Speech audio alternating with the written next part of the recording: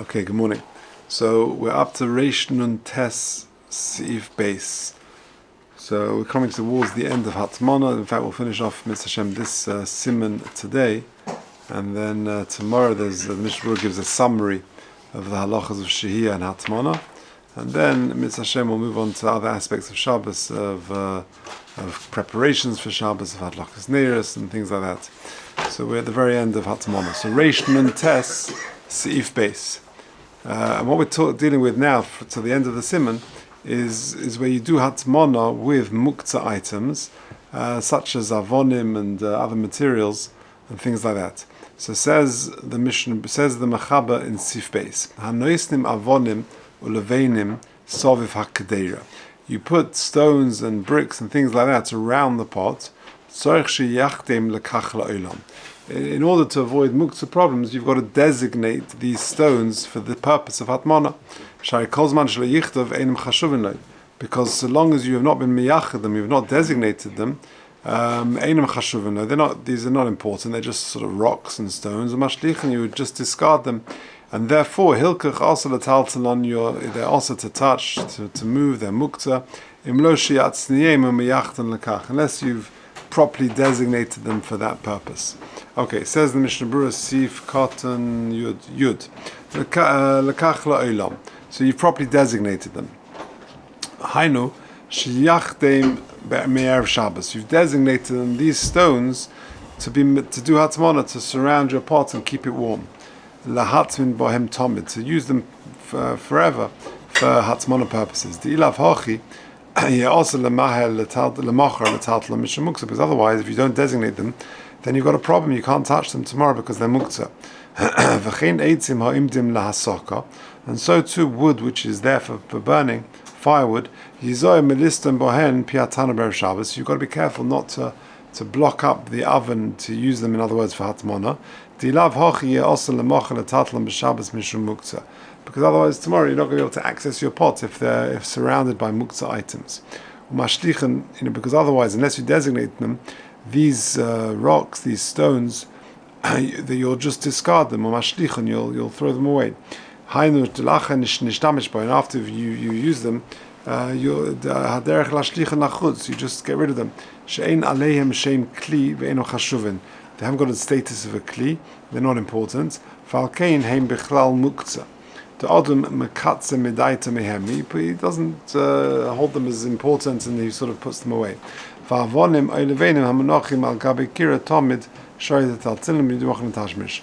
once you've designated them, then they're miyuchat for this purpose, they're designated for this purpose, and therefore they're no longer muktzah. Okay, good.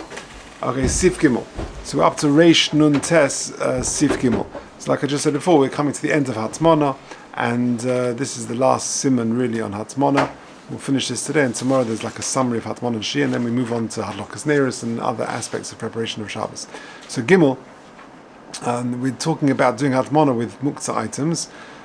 So continues the Mechaba, Gimel. Hatoimin bakupa melea gizei tzemesh osel etaltel. If you do Hatmana with this sort of soft material, some sort of cotton and wool or something like that, but which material which is muktzah, and then you take the pot out of this material bed, if you like. So long as there's like a hole, there's a cavity in the material. So remember we've said previously that once you've done hatmana with something, you can rewrap it, you can put it back in. So if the cavity is still in place, then you can just put your pot back in, no problem. But once you've lost the cavity, it's sort of all fallen in, then lo yachzirena. And even lechatchila, you can take out the pot al das lachzira with the intention to put it back in lo tiskalkel if the hole doesn't sort of lose its shape. But if it does lose its shape, lo yachzirena, you shouldn't put it back in. We just did that. We're not choishesh that maybe you'll put it back in even if it does sort of fall in and lose its shape. We're not worried about that. Even if you do hatmana with something which is mutal letaltal, it's not muktzah. If the cavity has fallen in, You remember you've taken your pot out and you've got this little hole where you've placed it. In the skalka aguma lo yachzir, even if you're using material which is not muktzah, if the hole, the cavity has fallen in, lo yachzir, don't put it back. Because if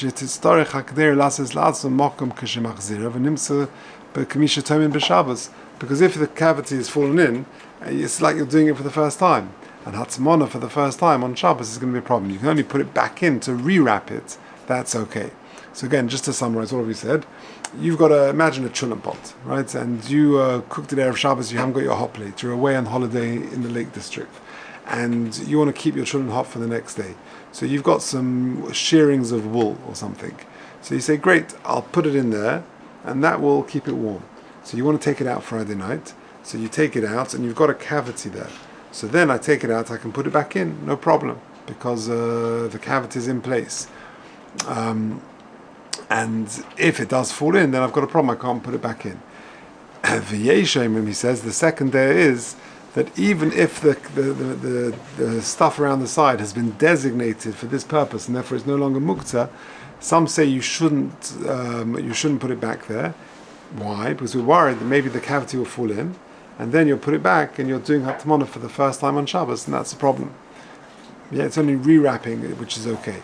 Okay, let's do the Mishnah Berurah. Yud Beis she'aseh l'taltel hainu oisem shehuktzah l'scheira. For example, shearings and materials which have been set aside for business, you're going to sell them, so therefore they're muktzah because you know there's not there for your usage. V'chanal b'sif aleph.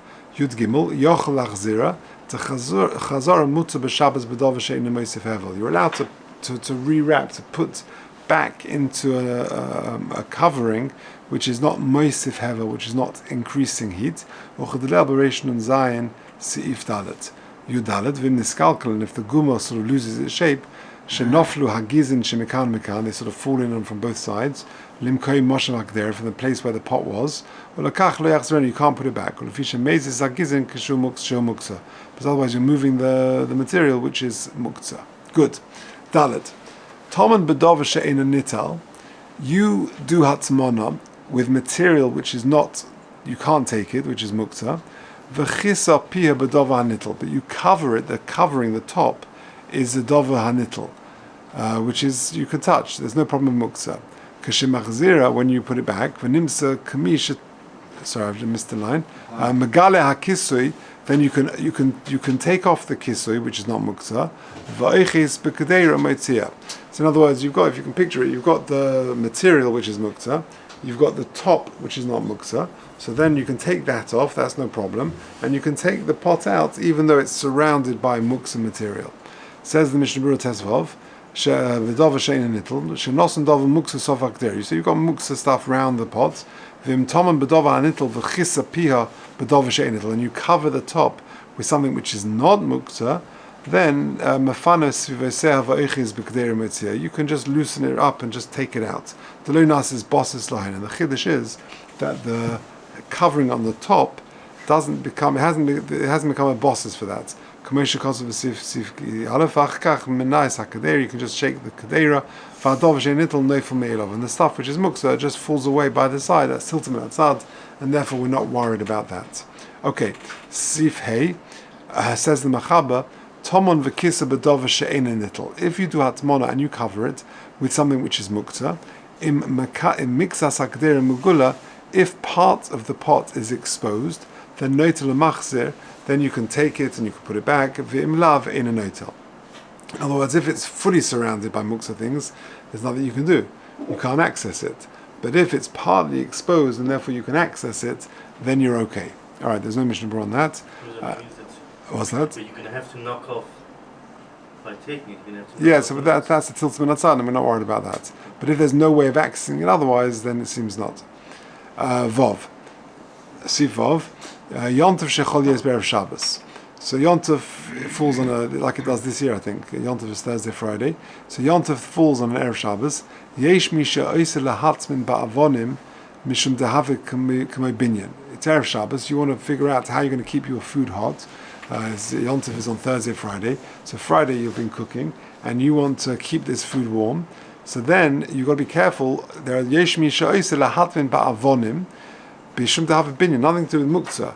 because you sort of constructing this sort of surrounding material. It's a problem of binyan. V'yesh matirim, and there are those who are matir it. So let's take a look at the Mishnah Berurah. Tensvav lahatin ba'avonim hainu afilim yichdon lekach mikva. Even if you've designated these bricks for Hatmana purposes, the less b'hem mishum muktzah, because there's no muktzah issue over here. Yesh oisrim, because it's a problem of boina. Says Mishnah Berurah Yuzayin mishum tahava hainu the sidur ha'avonim, sort of lining up the stones, to have a kamei doifen in the form of a wall, to have a bichlal binyan arai v'osim midrabanan b'yontav, and therefore it's a problem of binyan arai, and you've done some form of building, a rabbanan dika building on Shabbos. V'yesh matirim, and there are those who are matir. What's the svara? Svir lehud mishum kavod Shabbos leigozru. This is only a binyan arai. It's only a rabbanan dika type of building, and therefore, because of kavod Shabbos, they were not gozer. And of course, if you can use another source of material, also the lukulama, then you should avoid using this, which is a binyan problem. And therefore you can be makel. So let's say this, this Rosh Hashanah, this Sukkah is coming up. Sukkah is also Thursday, Friday, I suppose. So therefore, if you want to, you didn't set your time switch to come on for the hot plates, coming on Shabbos, and you've got your food which you want to keep warm, and you've got some bricks to keep it sort of insulated.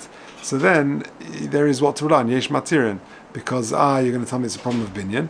Yeah, but because of kavod Shabbos, there are those who are matir. It's a rabbanan dika building, and therefore lo gozru. Kavod Shabbos lo gozru. Okay, Zayin. Tanur. So this is the last sif in the whole of Bishul Drabonim.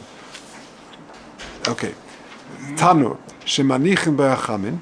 You've got an oven, and you've got hot things in the oven. V'sois bin piv bedaf v'sharkin oisei betit. And you sort of seal up the oven, you close the oven, and you put some sort of loose cement or something around it. Pirish machlikin, you smooth it over, some tit over it. You're allowed to break it open to take out the hot food on Shabbos. And then you can reseal it and re-put it back in. If, however, in the oven itself you've got glowing coals, it's only mutter by way of a non-Jewish person to get them to open it, because we're worried that you're doing havara problems. When you open the door, the coals are going to become sort of further alight. Says the Ramah Hagah, v'yesh machmirin shlo lister stimas hatanur hatuach batid. There are those who are machmir, and they say that you shouldn't seal up the oven with this sort of tit, with this sort of cement, al de Yisrael, and Yehudi. That if there's a guy to do it, you should definitely choose an En Yehudi over the Yisrael to do this. V'chein, im efshel asos al de Yisrael cotton, if you can use a child, lo yaseh Yisrael gadol. V'im I efsha, and if it's not possible, you can't use an En Yehudi, or you can't use a cotton, then yaseh gadol al de shinu k'tzas. The gadol could do it, but using some sort of shinu, you should change the normal way of doing it. V'hachinog, and that is how we are noheg. V'nirali, says the Ramah, that which you can put things back and seal the oven, that's in the daytime. Because in the Shabbos morning, by then, all the pots have already fully cooked. But in the nighttime, on Friday night, maybe the pots are not fully cooked. Also lister matanur, it's also to seal up the oven, to go in bishul, because by you sealing up the oven, you are basically accelerating the cooking, and therefore you've got a problem of bishul. Commission is by Simon Reish and Zayin Sif Daled. Vafilu alidei en Yehudi also, even that would be a problem through a non-Jewish person. Commission is by El Seif Simon Reish and Gimel. V'shat dinei chazor vat b'Shabbos ein lekam Simon Shin Yudches. Okay, let's do the Mishnah Berurah on that. Yutes Mutzer lister. Mutzalistar, she'ein zeh bichlal stiras binyan afilim midrabanan kidin shelei nase lekiyum klal. So this is also sort of temporary, and it's easy to dismantle. This is not considered any form of binyan whatsoever. V'lachsa v'lasasma and chaf hu inyan bifnei atzman is a separate thing. V'kamash malon the lo tzarich lemecha shemeyesh bifnim gecholim loichashes v'sheyistamenu yigrim sheyichbu. that we're worried, actually I said the opposite of what I said before, that we're worried if you close the oven, that actually the glowing coals are going to go out, and there's a problem of kibui, of extinguishing them. Chof Aleph, mutar al yedei in Yehudi, avol al yedei Yisrael, also listein, but through a Jewish person you can't, to mechaber gecholim, because you're going to extinguish the coals. V'afal pi she'ein miskaven lekach, you're not choishish for that. Also mishum psik reisha, it's an inevitable consequence of your actions, and therefore it's a problem. But to tell the non-Jewish person to do that, even though it's a psik reisha, we're not worried. But if you don't fully close it, I feel like the Israel shari, because it's not a psik reisha anymore. Because you're not going to extinguish the coal, you've got some oxygen coming in. That's only if you leave it quite significantly open. If it's only slightly open, the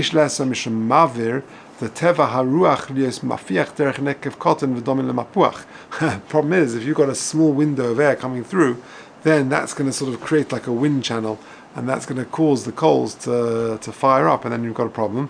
And that's going to actually fire up the oven more than if it was fully open.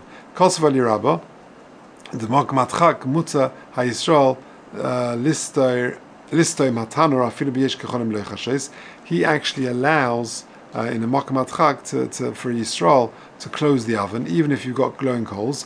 He feels that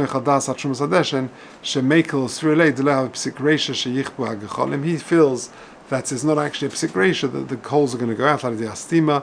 There's enough oxygen in the oven itself that it's not inevitable that's going to happen.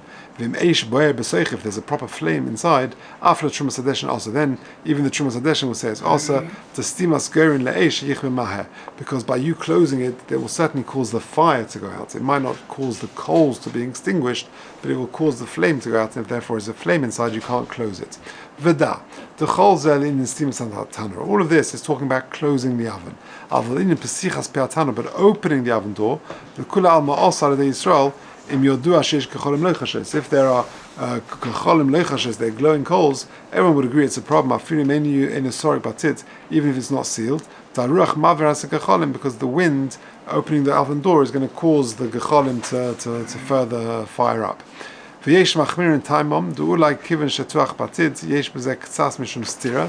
But opening up a sealed oven is a problem of stiras binyan. Therefore you should avoid it, if possible, like we've said, and get a non-Jewish person or a cotton to do it. What is that going on?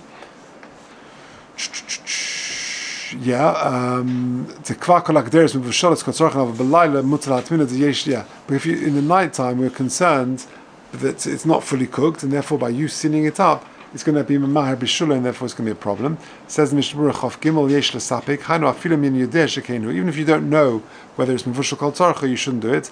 Yesh l'lochush l'zem mistama. Okay. Also listem hatanur. What is this?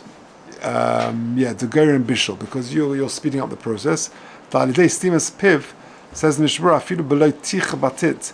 Just closing it, even if you're not stealing it, Moisif Chaymat or Mispashal B'Mehere will cook more quickly. And therefore that's a problem, even if they haven't got Bishul Drabonim problems, accelerating the cooking itself is a problem. Also Israel Sosme, then you can't close it. Because if it's Mavushal Kol Tzarcha, if you've got a problem if it's not Garaf Cotton, from the gecholim, you've got a separate problem of that. So belayla mistama dayin lenisakla gecholim v'lechashes v'yesh chashash kibar de astima. Right, because you've got the coals in there. Fine. Chof hey, the goyim bishul v'afilu b'diavad also hatavshil, and therefore even b'diavad the food itself is going to be a problem. You can't eat it. Kedim mevash b'Shabbos, as if you've cooked on Shabbos. Ayin lekam b'simin shenuches sif aleph. That is, we're talking about if the food has not yet reached Michael ben Drusai. The begia in lesser because if the food has already hit Michael ben Drusai, and then you did seal the oven and then it cooks more, but the Evid, we're not worried about that, and you can benefit from the food. Okay, just finishing off. Chavav va'afil ani de'en Yehudi is also. Says the Mishnah Berurah, hastima, the sealing it. Afidu below mirach batit, even if you don't seal it with any sort of cement or whatever with this material. V'umakarev abishul mamish al dezen. You're mamish expediting the bishul because of the kolshkein da also loyma lemoreach hastima batit, and you can't tell the guy to actually do that. To yesh b'zeh mishum melech is mamarech, because that is an issa deraisa of mamarech, smoothing over the cement over the oven. Even if it was previously sealed, there is a separate problem of mamarech, of sort of smoothing material over. If b'diavad he went and did it, that doesn't forbid the food to be eaten. Because it hasn't achieved so much of what is done. At the end of the day, it would have cooked anyway. Even in the summer, i.e. you come out of shul on Friday night, this time of year, Ben Hashmoshes at the moment is about 8:45. It's really late. It's getting earlier, but it's really late. So you come out of shul on Friday night, it's still not Ben Hashmoshes. And therefore, the Issa here is only a Drabonim because you've been Mekabel Shabbos. Still, you should not tell the non-Jewish person to close the oven, because then you might come to do it in the winter. And in the winter, it's a different story. Because you get out of shul and it's close to night. By the time you get home and you wash and make kiddush, interesting order. By the time you tell the non-Jewish person to take out from the oven, it will be Laila Mamish. Okay, so that is the end of Reish and Tes and our journey through Bishul Drabonon. Tomorrow, Miss Hashem, there is a summary, which I think will be very welcome reminder of all the various Bishul Drabonons. And then, Miss Hashem, the following day, we'll start talking about showering, getting ready for Shabbos, Hadlakas Neiros, and things which are perhaps a little bit more relevant than the Hatmana that we've been talking about. Seder.